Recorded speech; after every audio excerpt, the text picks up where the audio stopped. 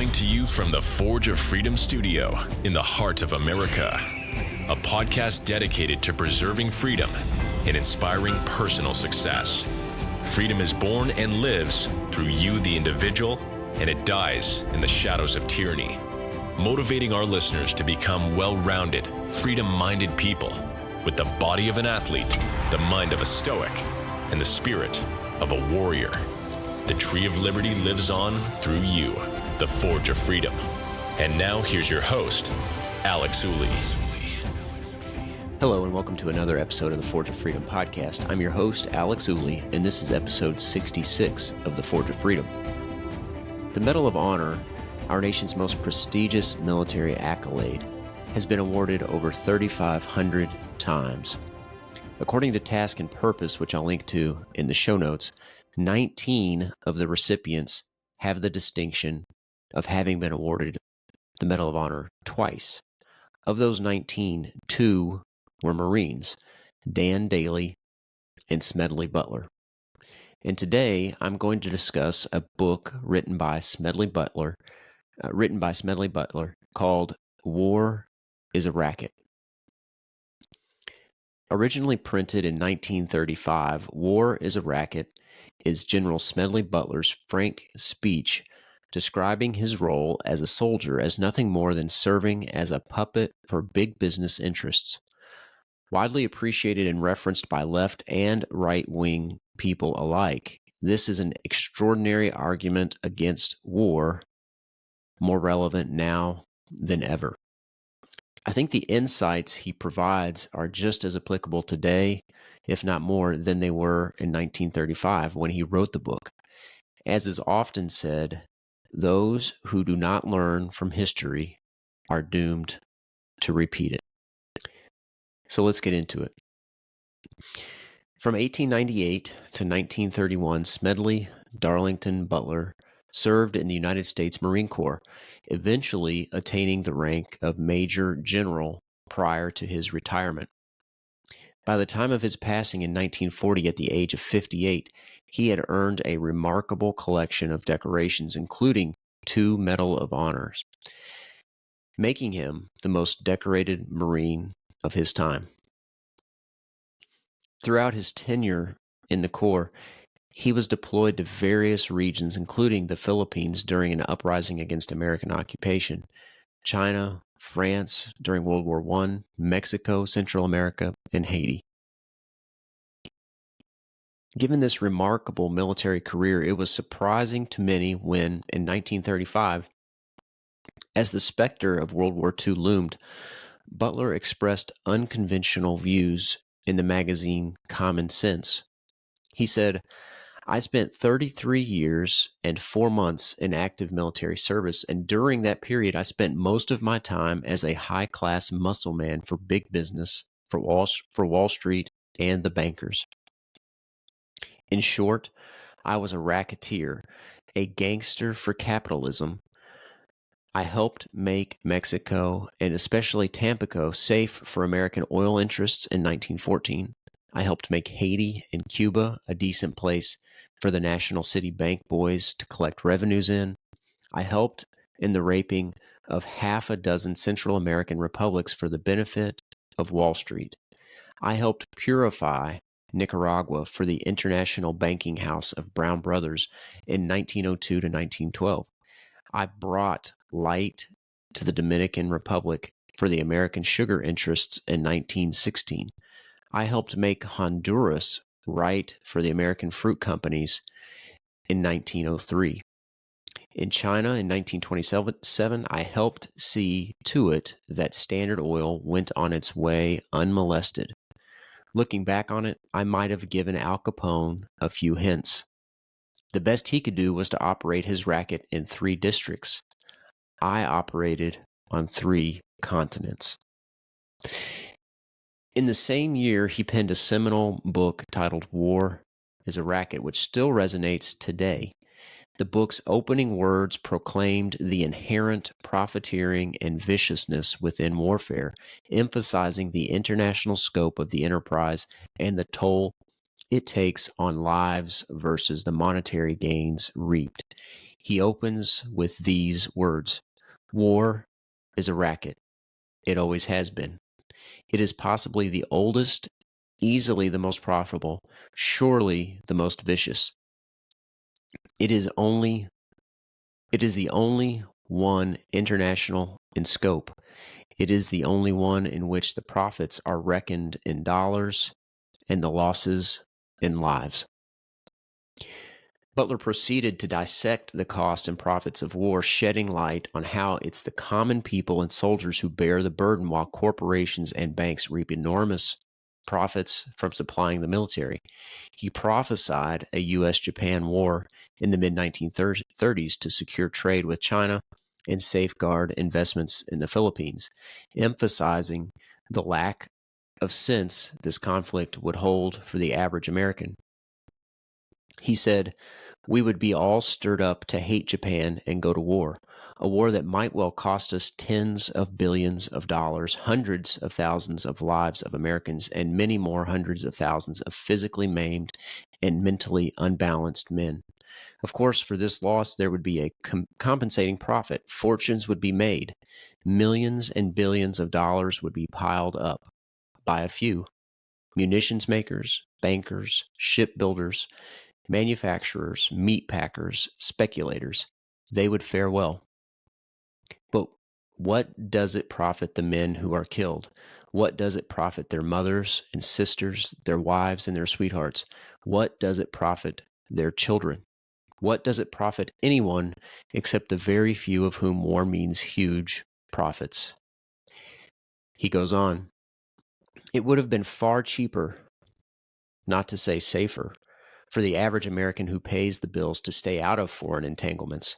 For a very few, this racket, like bootlegging and other underworld rackets, brings fancy profits, but the cost of operations is always transferred to the people who do not profit." Highlighting America's shift towards expansionist policies and its growing debt, he stressed the importance of steering clear from foreign entanglements. Butler elucidated how war inflated profits for specific industries, exploiting patriotism and disguising the financial gains under noble ideals. He says the normal profits of a business concern in the United States are 6, 8, 10, and sometimes 12%. But wartime profits, that is another matter. 20, 60, 100, 300, and even 1,800%. The sky is the limit. All that traffic will bear. Uncle Sam has the money. Let's get it. Of course, it isn't put that crudely in wartime. It is dressed into speeches about patriotism, love of country, and we must all put our shoulders to the wheel. But the profits jump and leap and skyrocket and are safely pocketed. And who provides these returns? We all pay them in taxation, but the soldier pays the biggest part of the bill. Beautiful ideals were painted for our boys who were sent out to die, he says. This was the war to end all wars, so they say. This was the war to make the world safe for democracy. No one mentioned to them as they marched away that their going and their dying would mean huge war profits. No one told these American soldiers that they might be shot down by bullets made by their own brothers here. No one told them that the ships on which they were going to cross might be torpedoed by submarines built with United States patents. They were just told it was to be a glorious adventure. Proposing ways to deter war, Butler suggested measures like subjecting the decision of war to those directly impacted and ensuring military forces are solely for defense. While acknowledging the unlikelihood of his proposed measures being adopted, Butler's dedication to peace and his unwavering stance against war remained steadfast. He even proposed a constitutional amendment for peace in 1936, underscoring his commitment to advocating for a world without war. The proposed amendment contained 3 provisions: the removal of the members of the land armed forces from within the continental limits of the United States and the Panama Canal Zone for any cause whatsoever is prohibited. Number 2, the vessels of the United States Navy or of other branches of the armed service are hereby prohibited from steaming for any reason whatsoever except on an errand of mercy more than 500 miles from our coast. And number 3, aircraft of the Army, Navy, and Marine Corps is hereby prohibited from flying for any reason whatsoever more than 750 miles beyond the coast of the United States. It's a cliche to say the more things change, the more they stay the same, or history repeats itself. But on reading Smedley Butler today, who can resist thinking it? In reflection, as we witness contemporary military involvements and conflicts from Vietnam and Korea to Iraq and Afghanistan and now Ukraine, Butler's resounding declaration at the end of his book rings true. To hell with war. So that's where I'll leave it with Smedley Butler's War is a Racket. And of course, I'll link to the book in the show notes, as well as a few articles that I think are worth reading, including the article I referenced at the beginning by Task and Purpose, which I think provides some interesting insight and context about Smedley Butler. But I think that the lessons and the insights that he has are so applicable today that the American public is goaded into supporting foreign wars for patriotic reasons, when in fact there is nothing patriotic about it. There is nothing about national defense. It's about protecting crony capitalists and their profits. And the American people need to wake up to this reality, because it's the same playbook over and over again. And these wars benefit very few with huge profits at the expense of many. So with that said, I hope you'll read the book. I hope you'll take the message of the book to heart. And I'd like to finish off with a quote that I found in the Future Freedom Foundation Journal from January of this year. And it's a quote by Alexis de Tocqueville. And he says, "The sovereign, after taking individuals one by one in his powerful hands and kneading them to his liking, reaches out to embrace society as a whole. Over it, he spreads a fine mesh of uniform, minute, and complex rules through which not even the most original minds and most vigorous souls can poke their heads above the crowd. He does not break men's wills, but softens, bends, and guides them. He seldom forces anyone to act, but consistently opposes action. He does not destroy things, but prevents them from coming into being. Rather than tyrannize, he inhibits, represses, saps, stifles, and stultifies, and in the end he reduces each nation to nothing but a flock of timid and industrious animals, with the government as its shepherd."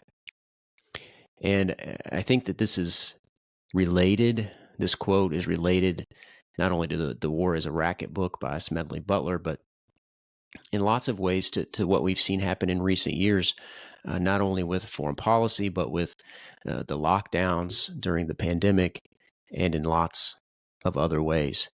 Alexis de Tocqueville, hundreds of years ago, had this incredible insight. And we look at a lot of times history, like these founding minds, these influential figures in history, like they don't know what we know today, but in lots of ways they had insights that we have forgotten and we need to remember. So thanks for tuning in. I hope you enjoyed the discussion. If you did, don't forget to like and subscribe if you haven't already. Your support helps us spread the message of freedom. Monday, I'll be joined by Mike Ooley to discuss my recent experience at the Second Amendment Foundation's Gun Rights Policy Conference. I hope you'll tune in for that conversation. And until next time, remember, you are the Forge of Freedom. Thanks for listening to this episode of Forge of Freedom. Be sure to subscribe wherever you heard this podcast so you never miss a future episode. For more information or to connect with Alex, you can go to forgeoffreedom.com or follow him on Twitter at Forge of Freedom. Until next time, remember, you are the Forge of Freedom.